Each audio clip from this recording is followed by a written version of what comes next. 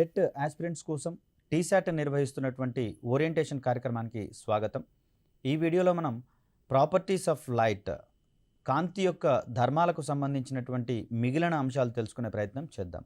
దీంట్లో భాగంగా వక్రీభవనానికి సంబంధించినటువంటి అంశాలు ప్రాథమికమైనటువంటివి వివరించే ప్రయత్నం చేశాను గత వీడియోలో.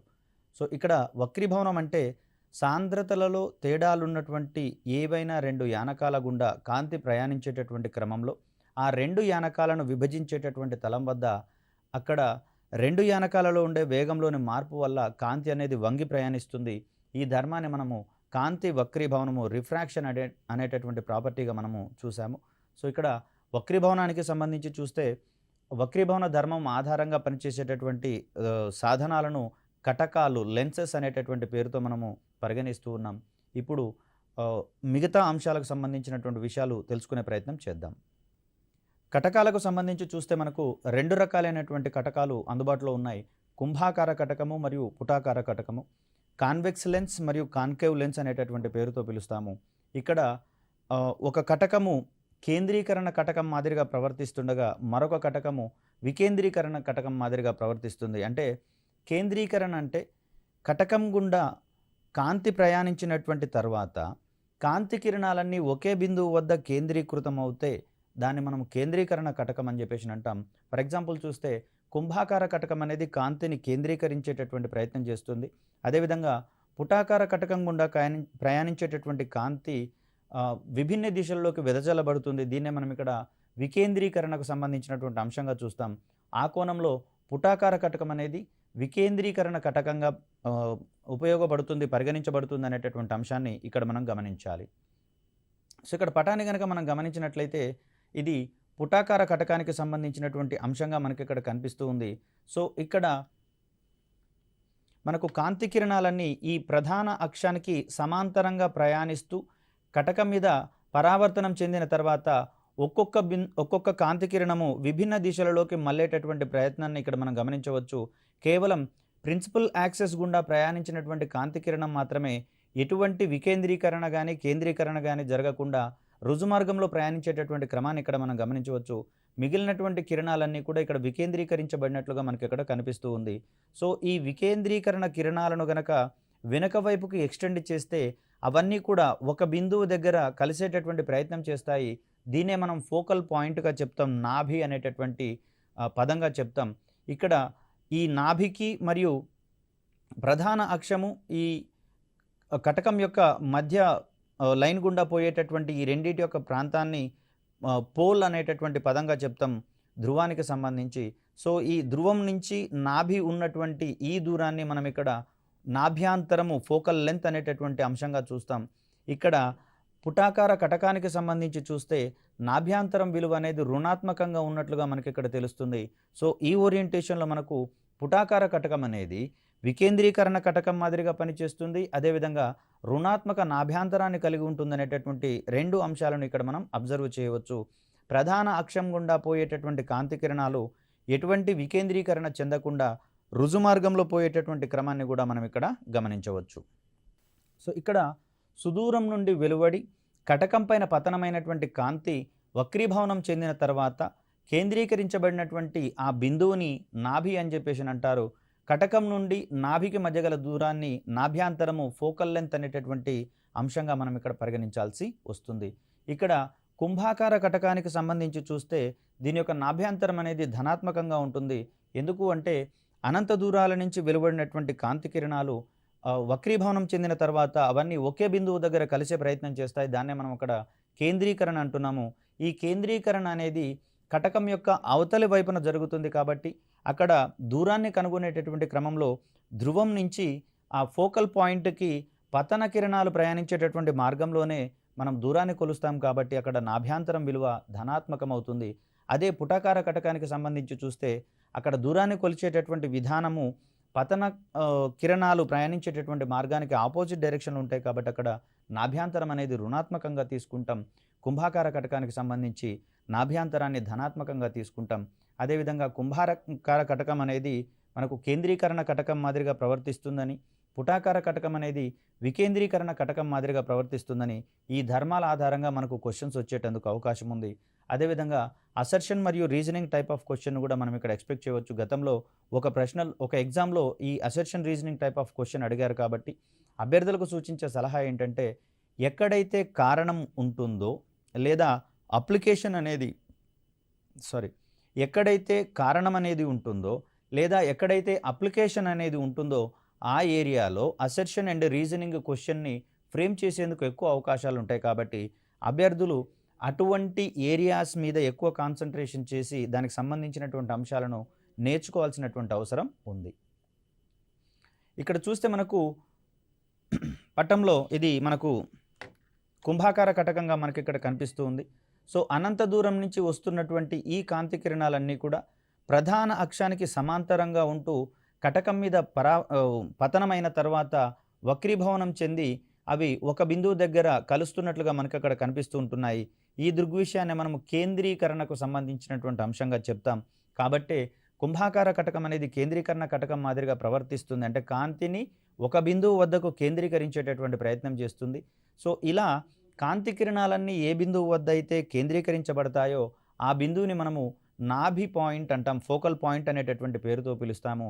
ఇక్కడ కటకం యొక్క మధ్య బిందువు నుంచి ఈ ఫోకల్ పాయింట్ ఉన్నటువంటి దూరాన్ని మనం ఇక్కడ ఫోకల్ లెంత్గా పిలుస్తాము.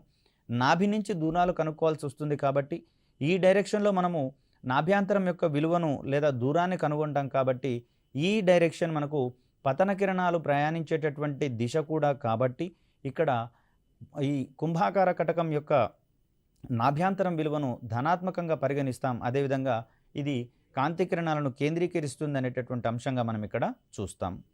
ఇక్కడ వక్రీభవనానికి సంబంధించినటువంటి అప్లికేషన్స్ని తెలుసుకునే ప్రయత్నం చేద్దాం. దీంట్లో వక్రీభవనం వల్ల ఏదైనా ఒక గాజు గ్లాసులో నీళ్లను ఉంచి దాంట్లో ఒక కర్రను కానీ లేదా ఒక స్పూనును కానీ ముంచినట్లయితే ఈ వక్రీభవన ధర్మం వలన అక్కడ స్పూన్ అనేది వంగినట్లుగా కనిపిస్తూ ఉంది. అదేవిధంగా మనం కూడా ఏదైనా కొలనుల్లో కావచ్చు లేకపోతే స్విమ్మింగ్ పూల్లో కావచ్చు అక్కడ ఉన్నటువంటి నీటిలో కాళ్ళను ఉంచినట్లయితే కాళ్ళు కూడా కొంచెం వంగినట్లుగా మనకు కనిపిస్తూ ఉంటుంది. ఈ దృగ్విషయం కేవలం వక్రీభవనం యొక్క ఫలితంగా మనం ఇక్కడ చూస్తాం. అదేవిధంగా కొలనులలో కావచ్చు సరస్సులలో కావచ్చు నీటి యొక్క అడుగు భాగం అనేది వాస్తవ లోతు కంటే కొంచెం పైకి తేలినట్లుగా కనిపిస్తూ ఉంటుంది. దీన్నే మనం ఇక్కడ దృశ్య లోతు, అపరెంట్ డెప్త్ అనేటటువంటి పేరుతో మనం అక్కడ పిలుస్తాము. అదేవిధంగా నీటి కొలనులో వేసినటువంటి కాయిన్ ఏదైతే ఉందో ఆ కాయిన్ కూడా వాస్తవ లోతు కంటే కూడా కొంచెం ఎగువకు వచ్చినట్లుగా మనకు అక్కడ కనిపిస్తూ ఉంది. ఇది కేవలము కాంతి వక్రీభవనానికి సంబంధించినటువంటి అంశంగా మనం ఇక్కడ చూస్తాం. మరొక అంశం ఏంటంటే ఒకే వక్రీభవన గుణకం ఉన్నటువంటి గాజు మరియు అంటే నీటి యొక్క వక్రీభవన గుణకానికి సమానమైనటువంటి వక్రీభవన గుణకం కలిగినటువంటి గాజు పలకను గనక నీళ్ళలో వేస్తే అక్కడ గాజు యొక్క ఐడెంటిటీని మనం స్పష్టంగా కనుగొనలేము.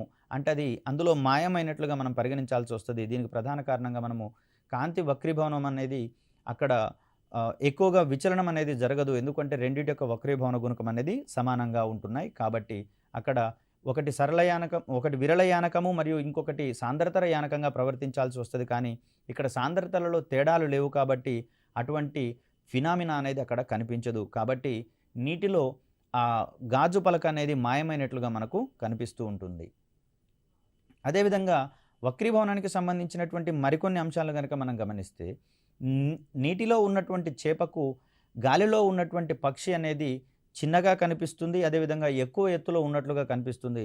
అదేవిధంగా పక్షి దృష్టితో కనుక చూసినట్లయితే నీటిలో ఉన్నటువంటి చేప పెద్దగా ఉన్నట్లుగా, అదేవిధంగా ఉపరితలానికి దగ్గరగా ఉన్నట్లుగా కనిపిస్తుంది. తత్ఫలితంగా ఆ పక్షికి ఈ చేప అనేది ఆహారంగా మారిపోయేటటువంటి పరిస్థితి మనకు అక్కడ కనిపిస్తూ ఉంది. సో ఇది కాంతి యొక్క వక్రీభవనానికి సంబంధించినటువంటి ఒక దృగ్విషయంగా మనకి ఇక్కడ కనిపిస్తూ ఉంది. ఇక్కడ స్నెల్ నియమానికి సంబంధించి ఇంత క్రితం చూసాము. n1 sin θ1 = n2 sin θ2. దాన్ని మరికొంచెం సింప్లిఫై చేసినట్లయితే ఇక్కడ I అనేది పతన కోణం విలువ అనేటటువంటిది తెలియజేస్తుంది. అదేవిధంగా R అనేది వక్రీభవన కోణం యొక్క విలువని తెలియజేస్తుంది. అలాంటి సందర్భంలో పతన కోణం యొక్క సైన్ విలువకు మరియు వక్రీభవన కోణం యొక్క సైన్ విలువకు మధ్యలో ఉండేటటువంటి నిష్పత్తిని రెండు యానకాల యొక్క వక్రీభవన గుణకంగా మనం ఇక్కడ చెప్పుకుంటాం. ఇక్కడ మ్యూ అనేటటువంటిది మనకు ఆ రెండు యానకాల యొక్క వక్రీభవన గుణకం కాగా ఇక్కడ I అనేది పతన కోణం విలువను మరియు అదేవిధంగా R అనేది ఇక్కడ వక్రీభవన కోణం యొక్క విలువను తెలియజేస్తుంది. సో ఆ క్రమంలో mu is equal to sine i by sine r అనేటటువంటిది రెండు యానకాల యొక్క ఆ, విలువలను పోల్చినటువంటి పరిస్థితులలో ఇక్కడ వక్రీభవన గుణకానికి సంబంధించినటువంటి అంశంగా చెప్తాం. దీనికి ప్రమాణాలు ఉండవండి, ఎందుకంటే ఇక్కడ రేషియో కాబట్టి రెండు భౌతిక రాశులకు సంబంధించి ఒకే సారూప్యత ఉన్నటువంటి భౌతిక రాశుల మధ్య నిష్పత్తి గనక ఉంటే వాటికి ప్రమాణాలు అనేవి ఎగ్జిస్ట్ కావు. కాబట్టి మనకి ఇక్కడ వక్రీభవన గుణకానికి ప్రమాణాలు ఉండవు. ఇక్కడ అత్యధిక వక్రీభవన గుణకం కలిగినటువంటి వస్తువును కనుక మనం గమనిస్తే వజ్రం అనేది ఇక్కడ మనకు కనిపిస్తుంది. దీని యొక్క వక్రీభవన గుణకం విలువ 2.42గా మనకి ఇక్కడ కనిపిస్తూ ఉంది. దీనివల్లనే వజ్రం అనేది కాంతికి ఎక్స్పోజ్ అయినట్లయితే అవి మిలమిలా మెరిసేటటువంటి స్వభావాన్ని ప్రదర్శిస్తాయి. అక్కడ వజ్రానికి ఉన్నటువంటి ఈ ధర్మం అనేది కొంత మనము సంపూర్ణాంతర పరావర్తనానికి సంబంధించినటువంటి అంశంగా మనం గతంలో నేర్చుకునే ప్రయత్నం చేశాం. కాంతికి సంబంధించినటువంటి మరొక ధర్మాన్ని మనం ఇక్కడ కాంతి విశ్లేషణము లేదా విక్షేపణం అనేటటువంటి ధర్మంగా చెప్తాం. దీన్నే మనము డిస్పర్షన్ అనేటటువంటి అంశంగా చూస్తాం. ఇక్కడ పాఠశాలల్లో, ప్రాథమిక పాఠశాలలో కావచ్చు, హై స్కూల్స్లలో కావచ్చు, ప్రేయర్ అయిపోయిన తర్వాత మొత్తం క్లాసులలోకి వెళ్ళేటటువంటి ముందు డిస్పర్స్ అనేటటువంటి అంశాన్ని చూస్తాం. సో దాని తర్వాత ఏ క్లాస్కు సంబంధించినటువంటి విద్యార్థులు ఆ క్లాస్కు వెళ్ళేటటువంటి క్రమం మనకు అక్కడ కనిపిస్తుంది. అదేవిధంగా కాంతి కొన్ని రకాలైనటువంటి పదార్థాల మీద పతనమైనటువంటి క్రమంలో దానిలో ఉన్నటువంటి రంగులు 7 రంగులుగా మారిపోయి విడిపోయేటటువంటి పరిస్థితి మనకు కనిపిస్తుంది. కాంతికి ఉండేటటువంటి ఇలా రంగులుగా విడగొట్టగలిగేటటువంటి ధర్మాన్ని మనం ఇక్కడ కాంతి విశ్లేషణము మరియు కాంతి విక్షేపణానికి సంబంధించినటువంటి అంశంగా చూస్తాం. ఇలా కాంతి పతనమైన తర్వాత రంగులుగా విడగొట్టేటటువంటి ఆ పరికరాన్ని మనము పట్టకం, ప్రిజం అనేటటువంటి పేరుతో మనం పిలుస్తాం. పట్టకం మీద పతనమైనటువంటి తెల్లటి కాంతి 7 రంగులుగా విడిపోయేటటువంటి ధర్మాన్ని ప్రదర్శిస్తూ ఉంటుంది. ఇది కాంతికి సంబంధించినటువంటి విశ్లేషణము మరియు విక్షేపణానికి సంబంధించినటువంటి ధర్మంగా మనం ఇక్కడ చెప్తాం. డిస్పర్షన్ ఆఫ్ లైట్ అనేటటువంటి ప్రాపర్టీ ఆధారంగా ఇక్కడ మనకు చూసినట్లయితే గ్లాస్ ప్రిజం అనేది మనకి ఇక్కడ కనిపిస్తూ ఉంది. సో ఇది పట్టకం యొక్క అడుగు భాగంగా మనకి ఇక్కడ కనిపిస్తుంది. సన్లైట్ దీని మీద పతనమైన తర్వాత 2 సార్లు అది వక్రీభవనం చెందినట్లుగా మనకి ఇక్కడ గమనించవచ్చు. సో ఇక్కడ వక్రీభవనం చెందిన తర్వాత ఫైనల్గా చూస్తే కాంతి మొత్తంగా 7 రంగులుగా విడగొట్టబడి ఇది అడుగు భాగం నుంచి చూస్తే రంగుల యొక్క వరుస క్రమం విబ్జిఆర్గా మనకి ఇక్కడ కనిపిస్తుంది. Violet, IndiGo, blue, green, yellow, orange and red. దీంట్లో గరిష్ట వక్రీభవనము లేదా గరిష్ట విచలనం అనేది మనకు వైలెట్ కలర్కి కనిపిస్తూ ఉండగా కనిష్ట విచలనము లేదా వక్రీభవనం అనేది మనకు ఎరుపు రంగుకు కనిపిస్తున్నటువంటి పరిస్థితి మనకి ఇక్కడ తెలుస్తోంది. కాబట్టే ఇది వాతావరణ కణాల గుండా ఎక్కువగా విచలనం చెందకుండా సుదూరాలకు ప్రయాణించేటటువంటి ధర్మాన్ని ఇక్కడ ఉన్నటువంటి రెడ్ కలర్ కలిగి ఉంటుంది. కాబట్టి దీనిని మనము డేంజర్ గుర్తుగా వాడేటటువంటి ప్రయత్నం చేస్తాము. సో దట్ ఏంటంటే ఈ లైట్ ఎక్కువ దూరాల వరకు ఎటువంటి వక్రీభవనము, విచలనము జరగకుండా ప్రయాణిస్తుంది. కాబట్టి దీనిని ప్రమాదానికి సంకేతాలుగా వాడాల్సినటువంటి సందర్భంలో ఎరుపు రంగును వాడేటటువంటి పరిస్థితి మనకు కనిపిస్తూ ఉంది. సో పట్టకం యొక్క అడుగు భాగం నుంచి కనుక మనం రంగులను గమనిస్తే విబ్జిఆర్ అనేటటువంటి వరుస క్రమం మనకి ఇక్కడ కనిపిస్తుంది. అదేవిధంగా తరంగ దైర్ఘ్యాల పరంగా రంగుల యొక్క ఆరోహణ క్రమం అంటే తక్కువ తరంగ దైర్ఘ్యం నుంచి గరిష్ట తరంగ దైర్ఘ్యాలకు గనక మనం ఇక్కడ గమనిస్తే అత్యంత కనిష్టమైనటువంటి తరంగ దైర్ఘ్యం వైలెట్ కలర్కు ఉన్నట్లుగా మనకి ఇక్కడ కనిపిస్తుంది. గరిష్ట తరంగ దైర్ఘ్యం మనకు రెడ్ కలర్కు ఉన్నట్లు కనిపిస్తుంది. అదేవిధంగా తరంగ దైర్ఘ్యానికి మరియు శక్తికి విలోమ సంబంధం ఉంటుందనేది మనందరికీ తెలిసిందే. ఆ క్రమంలో చూస్తే తక్కువ తరంగ దైర్ఘ్యం ఉన్నటువంటి వైలెట్ కలర్కి గరిష్టమైనటువంటి శక్తి ఉన్నట్లుగా మనకి ఇక్కడ కనిపిస్తుంది. అదేవిధంగా గరిష్ట తరంగ దైర్ఘ్యం ఉన్నటువంటి రెడ్ కలర్కి ఇక్కడ కనిష్టమైనటువంటి శక్తి ఉన్నట్లుగా కనిపిస్తుంది. కాబట్టి శక్తిపరంగా రంగుల యొక్క ఆరోహణ క్రమాన్ని కనుక మనం ఇక్కడ గమనిస్తే red, orange, yellow, green, blue, IndiGo మరియు వైలెట్ల యొక్క వరుస క్రమాన్ని ఇక్కడ మనం చెప్తాం.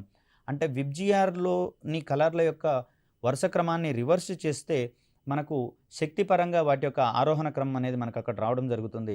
తరంగ దైర్ఘ్యాల యొక్క ఆరోహణ క్రమము విబ్జిఆర్ కాగా దాని రివర్స్ ఆర్డర్లో శక్తి ఉంటుంది.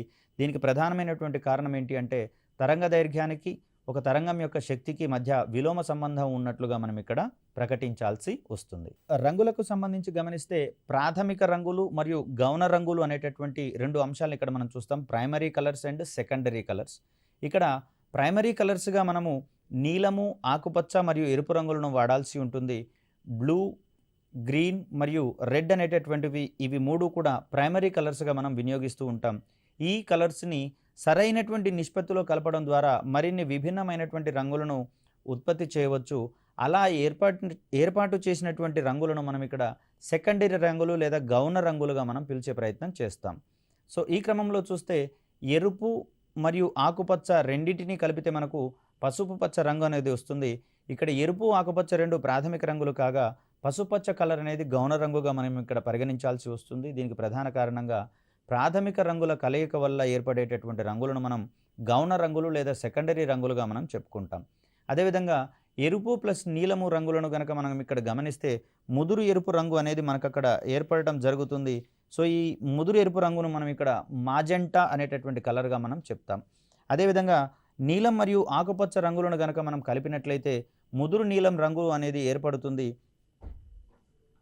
ఇక్కడ ముదురు నీలం రంగును మనము సయాన్ అనేటటువంటి పేరుతో పిలుస్తాం. అదేవిధంగా ఎరుపు, ఆకుపచ్చ మరియు నీలం ఈ 3 రంగులను గనక మనం కలిపినట్లయితే దాదాపుగా తెలుపు రంగు అనేది మనకు ఏర్పడుతుంది. సో ఇలా చూస్తే తెలుపు రంగులో 3 రంగులు ఉన్నట్లుగా మనం గమనిస్తూ ఉంటాం ప్రాథమిక రంగులకు సంబంధించి. అదేవిధంగా ఈ ప్రాథమిక రంగులను సరైనటువంటి నిష్పత్తిలో గనక కలిపితే గౌణ రంగులు మనకు వచ్చేటటువంటి అవకాశం ఉంది. కాబట్టి ఇక్కడ తెలుపు రంగును 3 ప్రాథమిక రంగుల యొక్క సమ్మేళనంగా మనం చూడవచ్చు. అదేవిధంగా ఇంత క్రితము డిస్పర్షన్లో భాగంగా చూస్తే పట్టకం గుండా తెల్లని కాంతి అనేది ప్రయాణించేటటువంటి క్రమంలో 7 రంగులుగా విడిపోతుందని చెప్పుకున్నాం. ఆ 7 రంగులను కలిపినట్లయితే మళ్ళీ తిరిగి తెలుపు వర్ణం ఏర్పడేటటువంటి పరిణామ క్రమాన్ని మనం అక్కడ గమనించవచ్చు. మరొక అంశాన్ని గనక మనం ఇక్కడ గమనిస్తే పటం ద్వారా మనం ఇక్కడ చెప్పుకోవచ్చు. రెడ్ ప్లస్ బ్లూ అనేది రెడ్ మరియు బ్లూ కలర్స్ని కలిపితే మాజెంటా వస్తుందని, అదేవిధంగా బ్లూ ప్లస్ గ్రీన్ కలిపితే సయాన్ అనేటటువంటి కలర్ ఏర్పడుతుందని, అదేవిధంగా గ్రీన్ మరియు రెడ్ కలర్స్ కలిస్తే ఎల్లో కలర్ అనేది ఏర్పడుతుందనేటటువంటి అంశాన్ని పట రూపంలో మనం ఇక్కడ ఈజీగా గుర్తుంచుకునే ప్రయత్నం చేయవచ్చు. ప్రాథమిక రంగులు రెండింటిని కలిపితే గౌణ రంగు ఏర్పడుతుందని మనం చెప్పుకున్నాం కదా.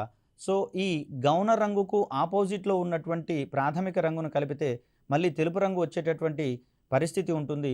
ఈ సందర్భంలో ఆ 2 కలర్స్ని మనం ఇక్కడ సంపూరక రంగులు అనేటటువంటి పరిస్థితిని మనం ఇక్కడ చూడవచ్చు. అంటే ఒక గౌణ రంగుకు ఆపోజిట్లో ఉండేటటువంటి రంగును కలిపితే అక్కడ తెలుపు రంగు ఏర్పడుతుంది. ఫర్ ఎగ్జాంపుల్ చూస్తే ఇక్కడ ఎరుపు ప్లస్ ఆకుపచ్చ కలిస్తే మనకి ఇక్కడ పసుపు రంగు కనిపిస్తుంది.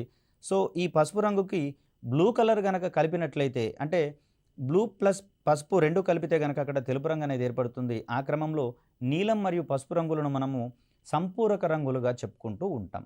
అదేవిధంగా ఎరుపు ప్లస్ నీలం రంగు రెండింటిని కలిపితే మనకు ముదురు ఎరుపు రంగు అనేది వస్తుంది. సో ఇక్కడ ఆకుపచ్చ రంగుకి ముదురు ఎరుపును గనక కలిపితే తెలుపు రంగు ఏర్పడుతుంది. కాబట్టి ముదురు ఎరుపు మరియు ఆకుపచ్చ రంగు రెండింటిని కలిపితే మనము సంపూరక రంగులుగా చెప్పుకుంటూ ఉంటాం. అదేవిధంగా నీలం మరియు ఆకుపచ్చ రంగులు 2 కలిసినట్లయితే ముదురు నీలం అనేటటువంటి రంగు ఏర్పడుతుంది. సో ఇక్కడ ఎరుపు రంగును ముదురు నీలం రంగుకు గనక కలిపితే తెలుపు రంగు ఏర్పడుతుంది. కాబట్టి ఆ రెండింటిని మనం అక్కడ సంపూరక రంగులుగా పరిగణిస్తూ ఉంటాం. సో ఇలా మనం రంగులను ప్రాథమిక రంగులు, సెకండరీ రంగులు, అదేవిధంగా సంపూరక రంగులు అనేటటువంటి కోణంలో మనం చూసే ప్రయత్నం చేస్తాం. ఇక్కడ మరొక అంశం ఏంటి అంటే ఒక ప్రాథమిక రంగులోని వస్తువును మరొక ప్రాథమిక రంగులోని కాంతి లేదా కళ్ళద్దాలు నల్లగా కనబడేలా చేస్తాయి. దీనికి ప్రాథమికంగా మనం చెప్పొచ్చేది ఏంటి అంటే ఒక ప్రాథమిక రంగు మరొక ప్రాథమిక రంగును శోషించుకుంటుంది అనే పాయింట్ని మనం ఇక్కడ చెప్తాం. అంటే ఒక ప్రాథమిక రంగు గుండా మరొక ప్రాథమిక రంగుకు సంబంధించినటువంటి అంశాన్ని చూసినట్లయితే అక్కడ ఆ ప్రాథమిక రంగులు ఒకదానితో ఒకటి శోషించుకుంటాయి. దట్ మీన్స్ ఆ కలర్ని అబ్జర్వ్ చేసుకుంటాయి. వేరే ఏ ఇతర కలర్ని వెలిబుచ్చవు. కాబట్టి రంగు లేనటువంటి ఆ పరిస్థితిని మనము బ్లాక్ కలర్గా చెప్తాం. కాబట్టి ఒక ప్రాథమిక రంగు మరో ప్రాథమిక రంగును శోషించుకుంటుంది. కాబట్టి ఇక్కడ అవి నల్లగా ఉండేటటువంటి పరిస్థితి మనకు అక్కడ కనిపిస్తూ ఉంటుంది. ఇక్కడ ప్రాథమిక రంగుల కలయిక వల్ల ఏర్పడేటటువంటి గౌణ రంగులు అని చెప్పుకున్నాం. ప్రాథమిక రంగులు 3 కలిస్తే మనకు ఏర్పడేది తెలుపు రంగుగా చెప్తూ ఉన్నాం. సో ఇది రంగులకు సంబంధించినటువంటి ప్రాథమిక ధర్మంగా మనం ఇక్కడ చెప్పుకోవచ్చు. కాంతికి సంబంధించినటువంటి మరొక ధర్మంగా మనకి ఇక్కడ స్కాటరింగ్ ఆఫ్ లైట్ అనేది కనిపిస్తూ ఉంది. దీన్నే మనము కాంతి పరిక్షేపణ ధర్మము అంటాం. ఈ ధర్మం పనిచేయాలంటే ఇక్కడ ఉన్నటువంటి ప్రాథమికమైనటువంటి అంశం ఏంటి అంటే ఆ మార్గంలో ఉండేటటువంటి కణాల యొక్క పరిమాణం అనేది అక్కడ వాటి మీద పతనమైనటువంటి కాంతి తరంగ దైర్ఘ్యానికి రిలేటెడ్గా ఉన్నట్లయితే పరిక్షేపణ ధర్మం అనేది కనిపిస్తుంది. లేకపోతే పరిక్షేపణ ధర్మం అనేది పనిచేయదు అనేటటువంటి అంశాన్ని ఇక్కడ మనం చూడవచ్చు.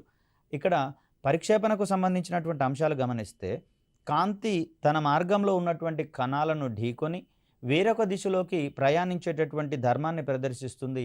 దానినే మనం ఇక్కడ కాంతికి సంబంధించినటువంటి పరిక్షేపణ ధర్మంగా మనం ఇక్కడ చెప్తాం. సో ఇక్కడ కాంతి పరిక్షేపణకు సంబంధించినటువంటి అప్లికేషన్స్ని గనక మనం గమనించాల్సి వస్తే, ఉదయించేటటువంటి సూర్యుడు అదేవిధంగా అస్తమించేటటువంటి సూర్యుడు సైతం ఎర్రగా కనిపిస్తూ ఉంటాడు. దీనికి ప్రధాన కారణంగా ఆ సమయంలో సూర్యుని యొక్క కాంతి లేదా సూర్యరశ్మి అనేది చాలా ఎక్కువ దూరాలు ప్రయాణించాల్సి వస్తుంది. ఈ క్రమంలో ఎరుపు రంగు కాంతి మాత్రమే వక్రీభవనం ఎక్కువగా చెందదు కాబట్టి అది సుదూరాలకు ప్రయాణించేటటువంటి క్రమంలో ఎటువంటి వక్రీభవనానికి ఎక్కువగా లోను కాదు కాబట్టి అక్కడ సూర్యుడి నుంచి వెలువడేటటువంటి కాంతులోని ఎరుపు రంగు మాత్రమే మన కంటిని చేరుతుంది కాబట్టి అవి రెండూ కూడా ఆ రెండు సందర్భాలలో సూర్యుడు అనేవాడు ఎరుపు రంగును సంతరించుకునేటటువంటి పరిస్థితి మనకు కనిపిస్తూ ఉంది. అదేవిధంగా పొగమంచు నుంచి దుమ్ము గుండా వస్తువులు సరిగా కనిపించకపోవడానికి ప్రధాన కారణంగా అవి వాటి గుండా ప్రయాణించేటటువంటి క్రమంలో కాంతి మన కంటిని చేరకుండా విభిన్నమైనటువంటి దిశలలోకి ప్రయాణించేటటువంటి ధర్మాన్ని ప్రదర్శిస్తాయి కాబట్టి ఇక్కడ ఆ వస్తువులు దుమ్ము మరియు ఆ పొగధూళి గుండా కనిపించినటువంటి పరిస్థితి మనకి ఇక్కడ కనిపిస్తూ ఉంటుంది. అదేవిధంగా ఆకాశం నీలిరంగులో కనిపించడానికి ప్రధానమైనటువంటి కారణంగా మనం ఇక్కడ కాంతికి సంబంధించినటువంటి పరిక్షేపణ ధర్మాన్ని మనం ఇక్కడ చూడాల్సి వస్తుంది.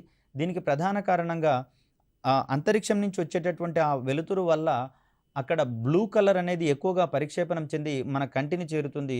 కేవలం బ్లూ కలర్ మాత్రమే మన కంటిని చేరుతుంది. మిగతా కలర్స్ అన్నీ కూడా విభిన్న దిశలలోకి ప్రయాణించేటటువంటి ధర్మాన్ని ప్రదర్శిస్తాయి కాబట్టి ఆకాశం అనేది నీలిరంగులో కనిపిస్తూ ఉంటుంది. ఈ ఆకాశాన్ని వాటర్లో చూసినా కూడా అక్కడ వాటర్ అనేది నీలిరంగులో కనిపిస్తుంటుంది. అక్కడ రిఫ్లెక్షన్ అనేటటువంటి ధర్మం ఆధారంగా ఆ నీలిరంగు కనిపించడం అనేది మనము గమనించవచ్చు. ఇక్కడ పరిక్షేపణకు సంబంధించి మరికొన్ని అంశాలను కనుక మనం గమనించినట్లయితే, నలగగొట్టబడినటువంటి ఐస్ ముక్కలు అదేవిధంగా గాజు ముక్కలు సైతం వెండిలా మెరిసేటటువంటి ధర్మాన్ని ప్రదర్శిస్తూ ఉంటాయి. దీనికి సంబంధించినటువంటి ప్రధాన కారణంగా కాంతి పరిక్షేపణకు సంబంధించినటువంటి అంశాన్ని మనం అక్కడ వివరించవచ్చు.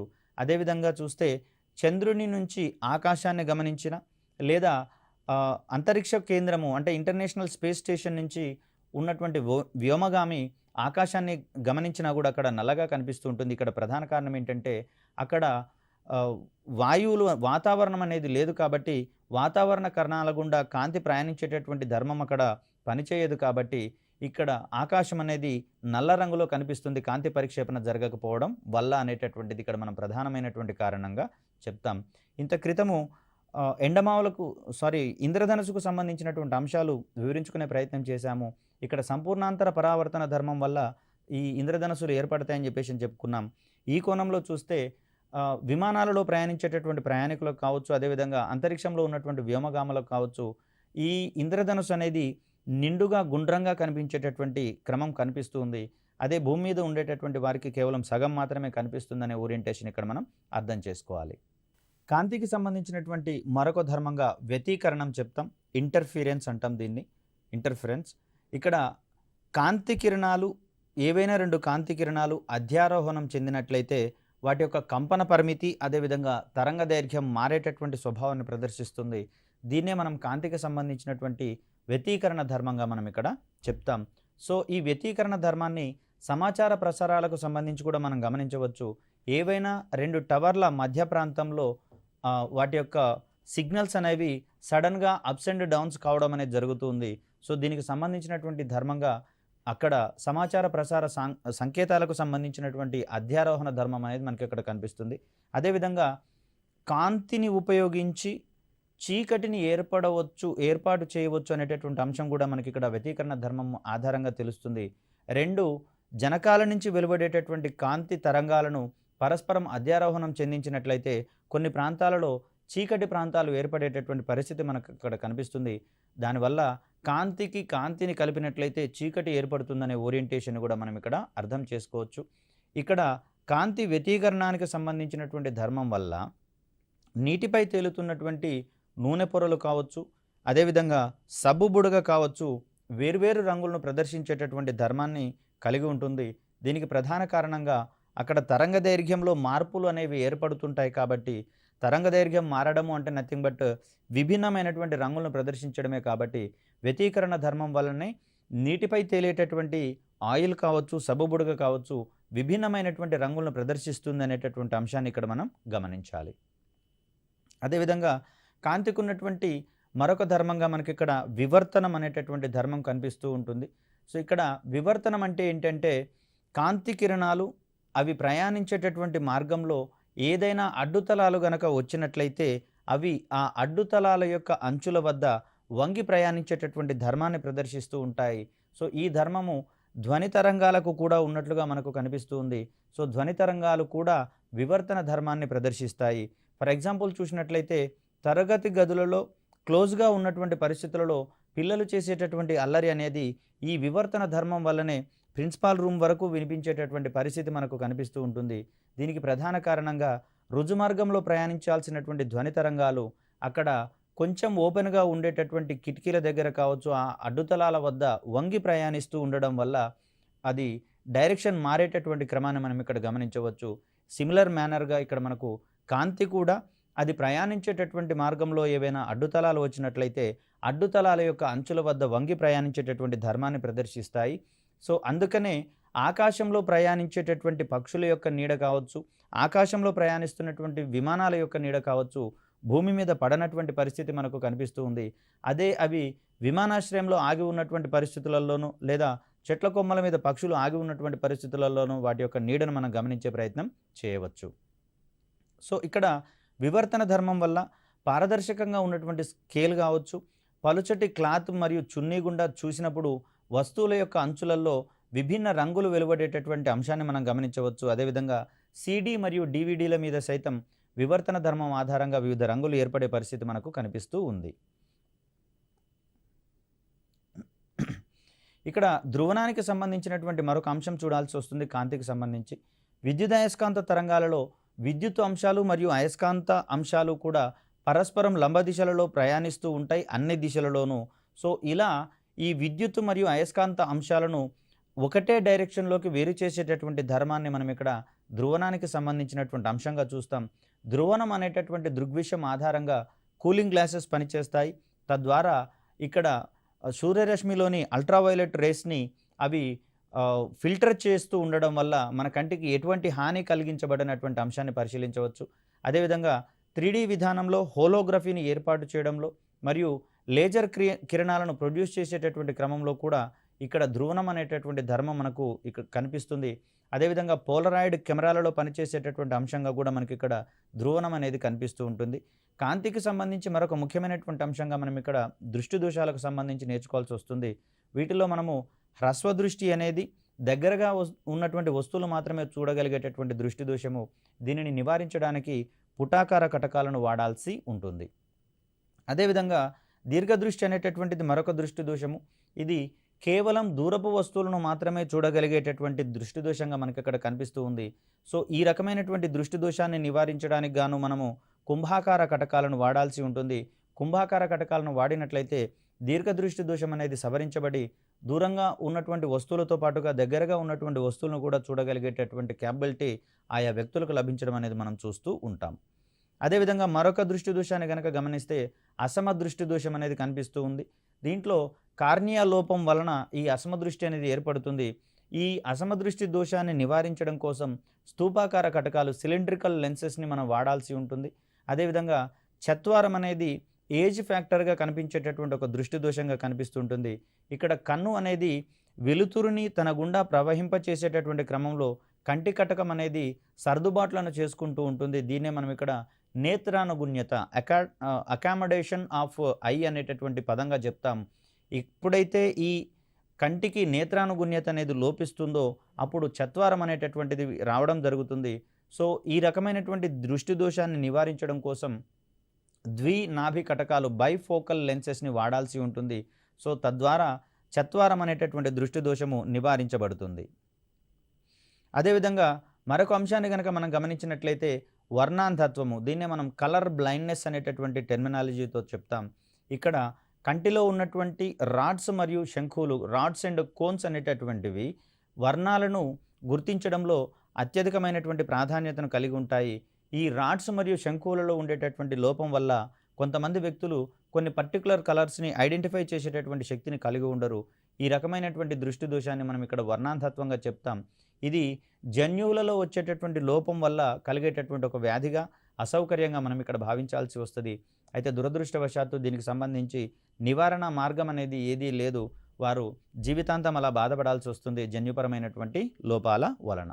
ఇలా చూస్తే కాంతికి సంబంధించినటువంటి ధర్మాలలో ఇవన్నీ కీలకమైనటువంటి పాత్ర పోషిస్తాయి. అదేవిధంగా అప్లికేషన్ ఓరియంటేషన్‌లో వీటిని మనము చదువుకొని వాటికి సంబంధించినటువంటి ఆన్సర్స్‌ని గుర్తించాల్సి వస్తుంది.